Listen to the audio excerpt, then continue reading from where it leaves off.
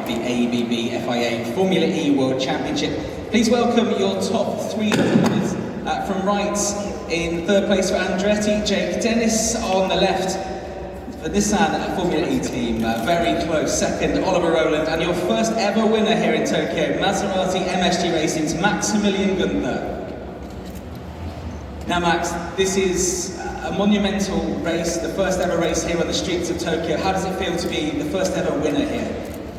Yeah, first of all, it's amazing that we race here. It's such a nice city, such a nice country. Really love the culture, and yeah, felt very welcomed here. And it's a great track, very challenging, very technical, and yeah, to win the first ever Tokyo Prix is a huge feeling. I think yeah, in general we can be really proud about what we've done this weekend. We were in the top 3 in all the sessions, always up there, and yeah, then at the end to walk away with the victory obviously is great. I think yeah, execute the race pretty well. Like strategy was good, like 1 or 2 good moves to move up, and then yeah, we defended it until the last lap. It was very tight with Oli. Strong job to him as well, and yeah, very, very happy. Were you surprised perhaps that you got past Oli so easily at the end? Well, it wasn't that easy, but I surprised him, I guess, into turn 10. And yeah, obviously this opened up the race for us. I tried to actually pull a bit of a gap, but I couldn't really, obviously enough to take my attack mode, and this was then key to win the race.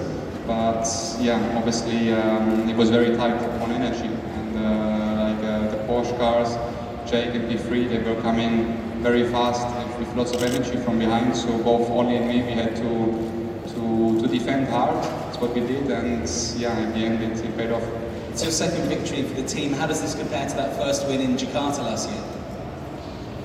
Well, I guess every victory is special in its own way. Obviously, yeah, this one feels great because we drive a strong season so far. We're building something pretty good, I think. We made some good changes in the last couple of weeks. I think we already showed it in Sao Paulo. Obviously, there we didn't get so many points from starting last, but I think this weekend we transferred it into a very good outcome, and yeah, look forward to the races to come. You're very much in the championship mix now, all three of you, but Max, for you scored points in every race so far this season.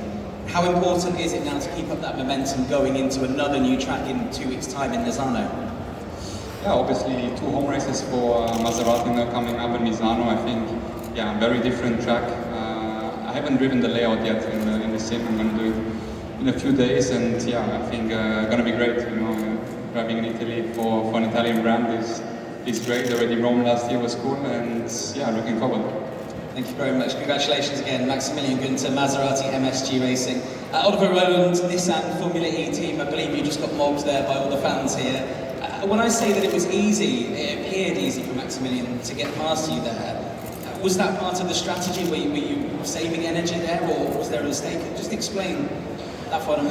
Well, no, I mean, the way the Formula E is now, the slipstream is quite powerful, and I was kind of managing to just about under-consume and keep them behind before the safety car, but I knew that their targets in terms of energy were probably building. Unfortunately, after the safety car, the target dropped quite significantly, and the lap time delta here is quite aggressive in terms of how much lap time you lose for the energy target coming down. So I was kind of in a position where if I'd have stayed out front any longer, then I would have probably been swallowed up by more people. Of course, I was trying to keep the lead, but when he had the energy and he needed to do the attack mode, so I knew he was going to try and attack because he needed to pull the gap and take it. But yeah, I think he did a solid job. It's kind of one of those things. If I did it again, I'm not really sure what I'd do different. Would I have to relinquish the lead maybe a bit earlier and stay in the slipstream? But yeah, I think we maximised what we could, and yeah, it was on the table, which is a bit frustrating. Yeah, I can imagine 3 podiums in a row though. So 2 third places today, second. So that victory can't be far away now. Yeah, I mean, it's probably better than we imagined at the start of the season. Obviously missing half of last year, coming back to a team that's kind of rebuilding. But I think the package is really strong. I think in qualifying we have one of the best cars. In the race we have some limitations, but I think it shows today if we do the job, then we can still fight at the front. So we need to keep qualifying towards the front and keeping in the mix in the races and scoring points. But yeah, it's a bit of a different story to the last couple of years.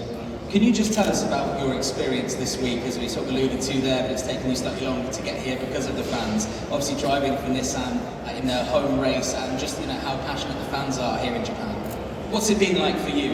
Has there been added pressure? Yeah, of course. I think this morning before qualifying, even though I was quick, I never felt like I did everything quite perfectly, and I think there was an element of having like the big bosses in the garage, knowing the expectation, and yeah, you do think about it, and yeah, it's just been incredible to see all the support from Nissan. It's been a long week. I'm going to sleep for a few days, I think, to get some rest, but it was all worth it in the end, I guess, for the great result for the team, for Nissan, and for everybody else.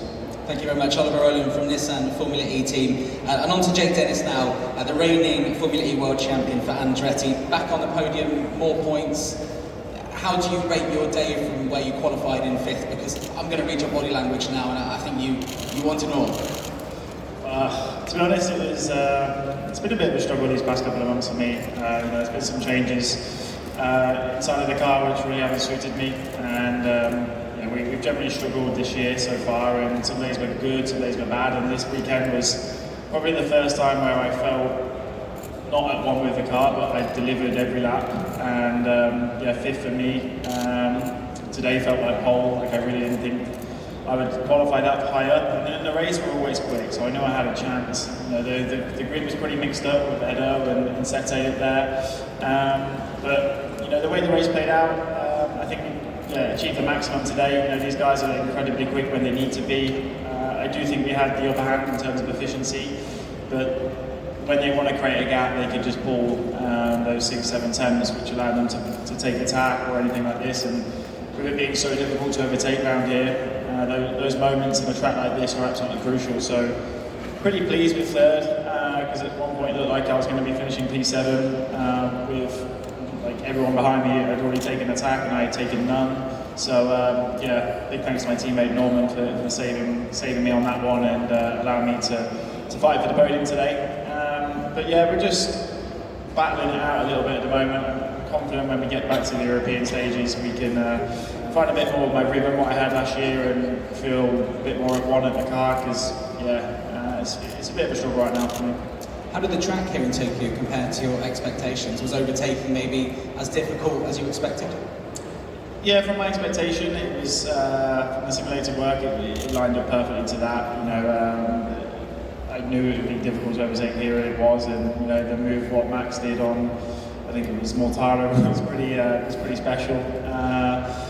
But they're the moves which make the difference, and that allowed him to put a car in between me and him for him to take attack and stuff like this. So it's just risk versus reward on these circuits, and he obviously went through today and it paid off. On my side, there wasn't much I could do. We pushed when we needed to and consolidated when we needed to, and to come home in P3 and watch these boys battle that out on that final lap, I'm pretty happy. Finally, the 5 different drivers now have won the 5 races this season, including yourself, and when you are defending a world championship, if it's not you on the top step, is that actually the best case scenario, that one other driver isn't dominating so far? I guess so, yeah, but it just shows how now everyone is so much closer. Last year it was pretty much a 2-horse race between Jag and Porsche, and the occasional day by Max and Jakarta or the weekend. Whereas now, we've got the McLarens, the Nissans, the Maseratis. These guys are performing at such a high level, so you can't. A bad day now is like P11, P12, whereas a bad day last year was probably P6, P5. So it just shows, even though the hardware's not changed, the software's obviously always evolving, and these guys have made a really good step. And ultimately it makes my life harder. But I think it's great for Formula E. 5 different winners in season 10 is pretty impressive. It's not Gen 1 anymore where you have massive variability. It's this excitement what FE brings, and I think it's going to continue evolving. The European season now should allow a bit more overtaking, Mazzano, Monaco, Berlin, whereas this was always going to be a bit of a struggle in terms of excitement, but I think especially these boys, they did a good job with that. Thank you very much, Jake. Jake Dennis from Andretti, your third place driver. Congratulations. All three of you, we do have time for some questions from the floor.